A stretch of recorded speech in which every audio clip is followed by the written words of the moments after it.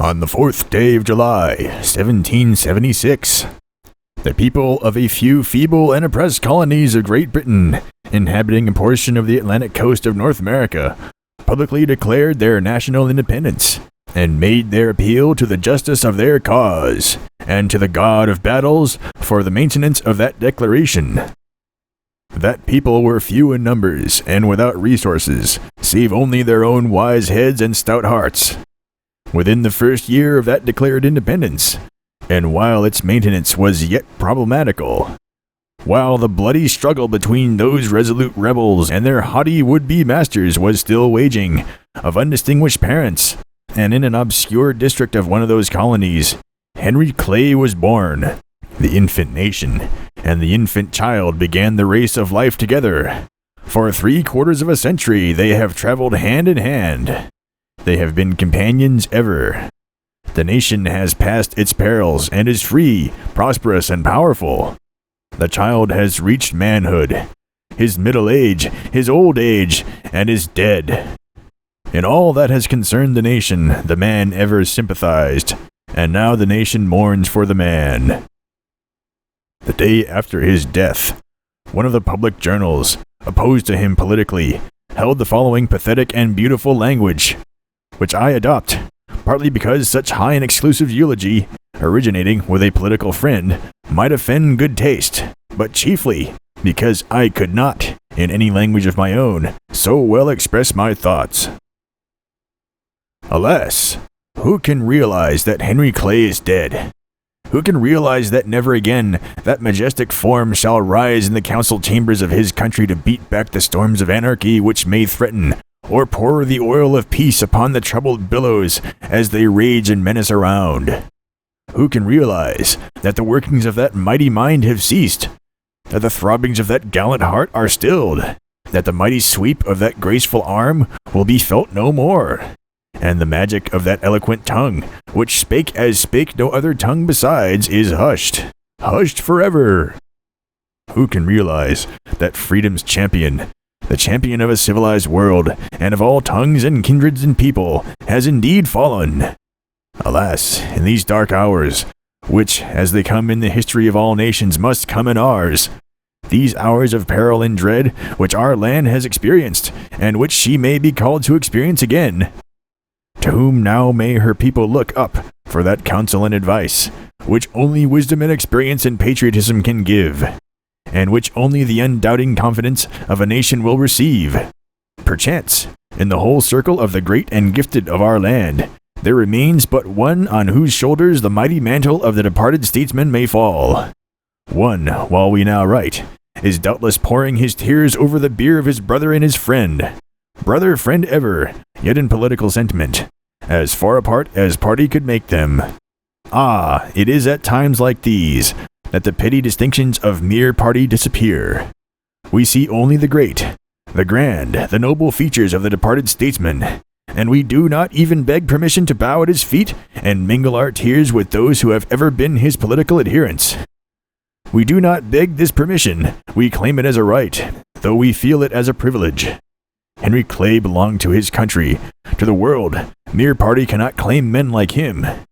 His career has been national, his fame has filled the earth, his memory will endure to the last syllable of recorded time. Henry Clay is dead. He breathed his last on yesterday at 20 minutes after 11, in his chamber at Washington.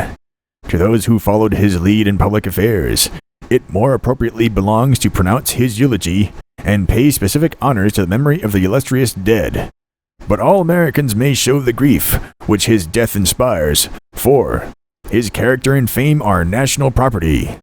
As on a question of liberty, he knew no north, no south, no east, no west, but only the Union, which held them all in its sacred circle. So now his countrymen will know no grief, that it is not as widespread as the bounds of the Confederacy.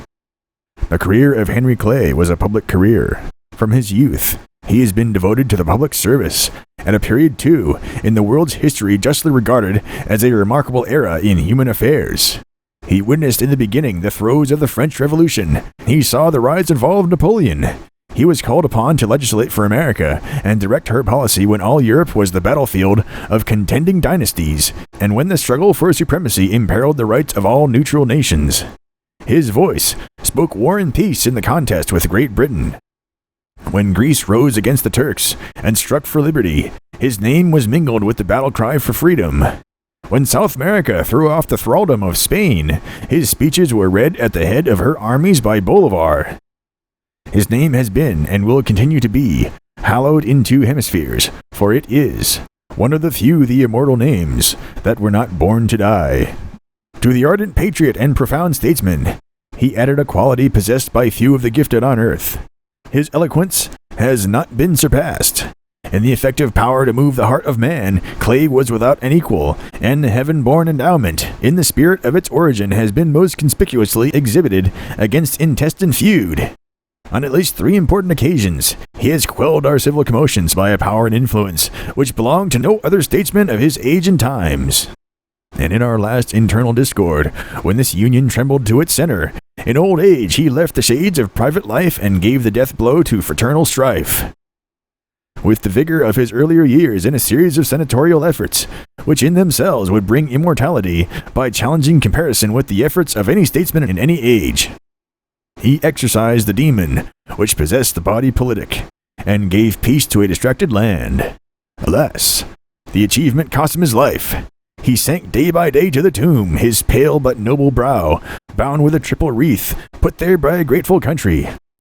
May his ashes rest in peace, while his spirit goes to take its station among the great and good men who preceded him. While it is customary and proper, upon occasions like the present, to give a brief sketch of the life of the deceased, in the case of Mr. Clay, it is less necessary than most others, for his biography has been written and rewritten and reread for the last 25 years, so that, with the exception of a few of the latest incidents of his life, all is as well known as it can be. The short sketch which I give is therefore merely to maintain the connection of this discourse. Henry Clay was born on 12th of April, 1777, in Hanover County, Virginia.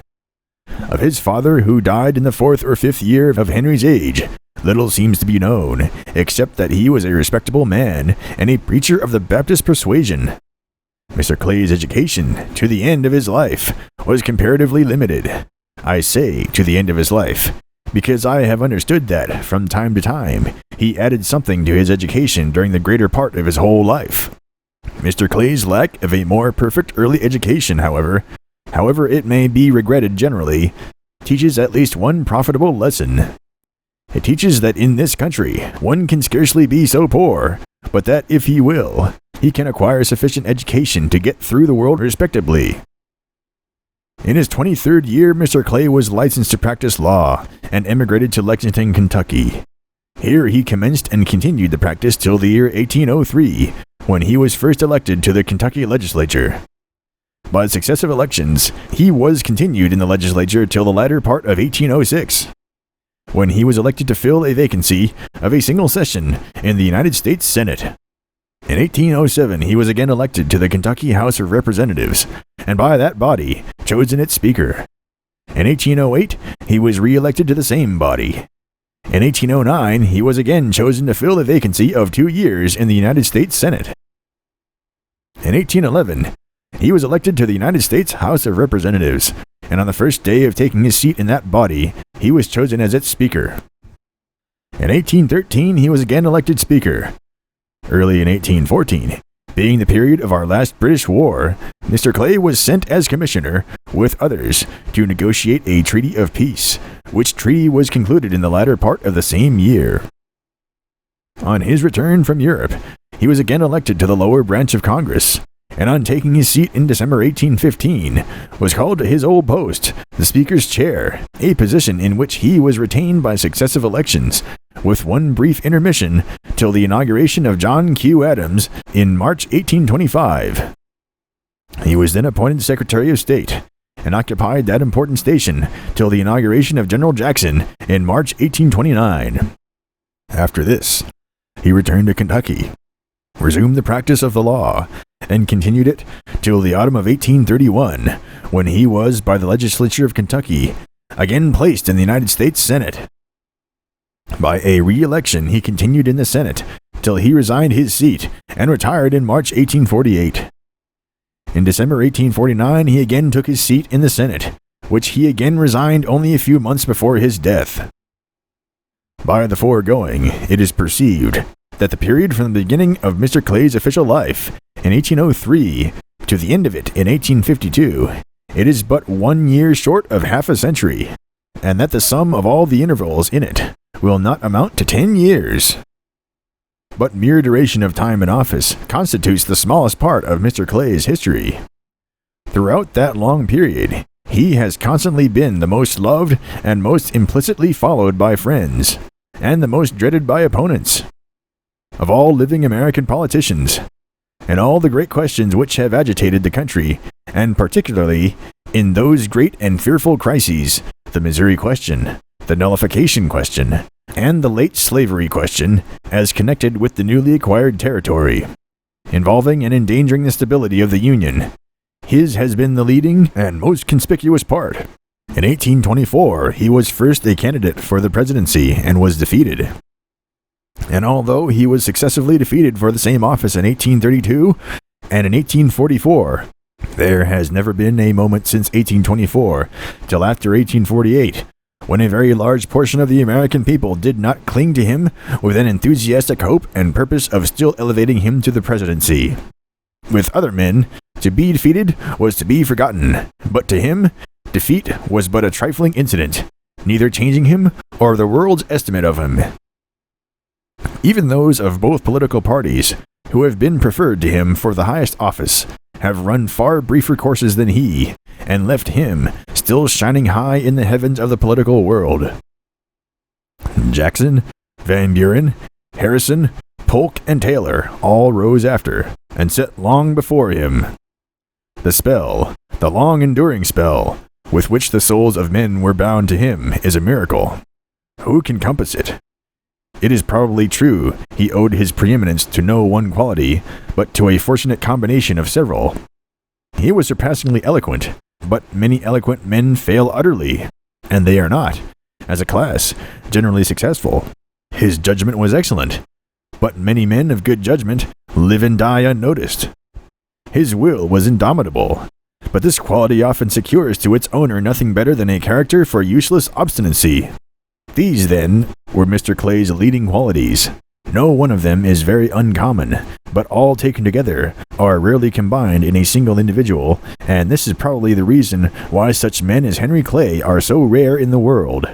Mr. Clay's eloquence did not consist, as many fine specimens of eloquence do, of types and figures, of antithesis, and elegant arrangement of words and sentences, but rather of that deeply earnest and impassioned tone and manner, which can proceed only from great sincerity and a thorough conviction in the speaker of the justice and importance of his cause. This it is that truly touches the chords of sympathy, and those who heard Mr. Clay never failed to be moved by it, or ever afterwards forgot the impression. All his efforts were made for practical effort. He never spoke merely to be heard. He never delivered a 4th of July oration or a eulogy on an occasion like this. As a politician or statesman, no one was so habitually careful to avoid all sectional ground. Whatever he did for the whole country. In the construction of his measures, he ever carefully surveyed every part of the field, and duly weighed every conflicting interest.